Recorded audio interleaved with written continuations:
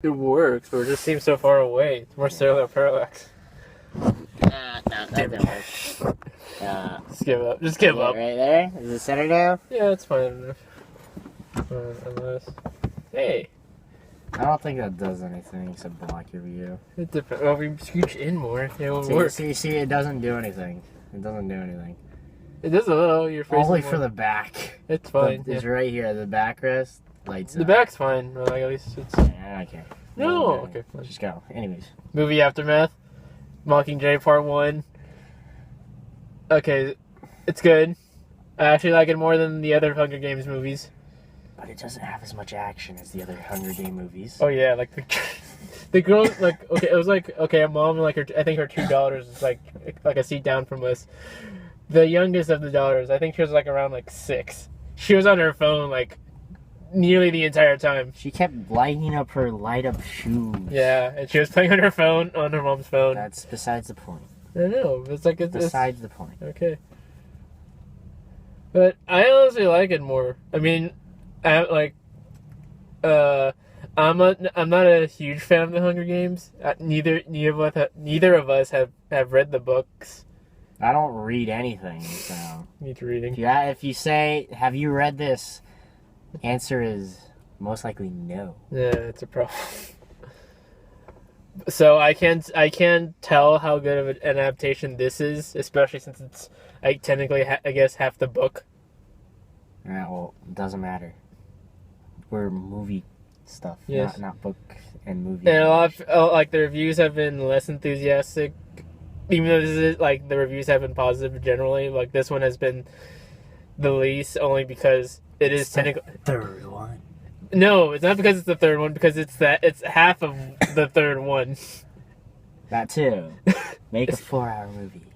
Yeah. Like No. Lord of the Rings. And, like, obviously, like, this, because a lot of people don't like this practice of splitting one book into 2 parts.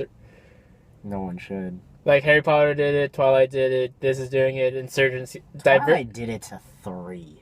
Yeah. Just like The Hobbit. No, it's 1, 2, 3. The 4th book was into 2 parts. Whatever, it doesn't matter. Hobbit's doing it because it's Peter Jackson, and it's more than one book effectively, because that and Cerulean, it's okay, at least for me. Whatever. Divergent's doing it with whatever the 4th That's one. 3 books, isn't it, though? Yeah. And the 3rd book's getting the same treatment as this one. Alright, whatever. This is 2 parts, obviously. Yeah. But for some reason, I guess for a number of reasons, this one works more for me, because I think because how generally very plot focused, or very sort of Story driven. very much like Katniss is sort of this chosen one. The emotional trauma. Yeah, that gets brought up too. But like, it had that whole like That's mystique. like the whole movie, dude. That's Yeah. not just brought up. That's like I'm getting to it. the basis. I'm getting to it, Corey.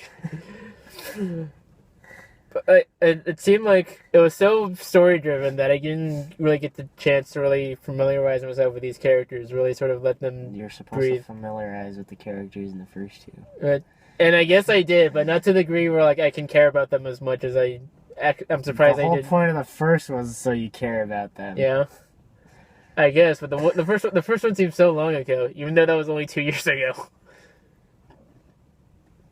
But they're like this one, like, as I know, again, a lot of people complain about about splitting books into 2 parts because it's just an excuse for the studios to make more money, and it's just a bunch of time wasting. But stuff like this and something like Harry Potter Part 1 did, well, it's just like you like having this extra time to spend with these characters to sort of to immerse yourself in like the universe. And here I got more of that opportunity. I got a lot more smaller character moments. I got to see how the whole dynamic changed after catching fire, and I got to see more like how these different elements interact, like how. Yeah. Okay. So he's got the whole 2-part issue here. Yeah. Multi-part, I should just say Yeah. instead. And I'm gonna actually go to the movie now. Yeah, okay. And say this is. I already said that it's not very action-packed. Yeah. Instead, it's more strategy. And I like how it's actual like war. Like there's supposed to be war, but it's not like it's war. too much physical war. It's more tactics and trying to gain support. It's war. It's propaganda. It's all politics. It's like a big game of chess where Katniss is just she's propped up to be like this. What's like what's like the important chess piece? Katniss is the symbol for the rebels, yeah. and PETA is the symbol for the Capitol. And there has been suggestions that he's been, he looks like he's been drugged and manipulated. Yeah. And Katniss is like, oh, he's just doing what he can to survive. Nobody else thinks that way, and most people probably wouldn't. And then at the very last second, he seems, he still cares and is just trying to survive and stuff. Yeah. And but then stuff happens. I think because they're like, I don't know, like stuff happens. The time span between the bombing run and like when they actually do the whole rescue operation.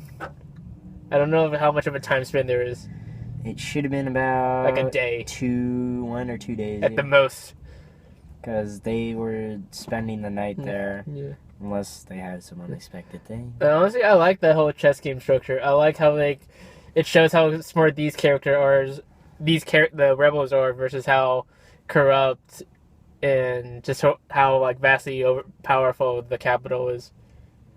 I like that interplay. You kind of need, if you can't overpower them, you're gonna have to have a decent strategy. Outsmart them. Or at least sort of be able to match wits with them. And that, to me, that was... You can't match wits and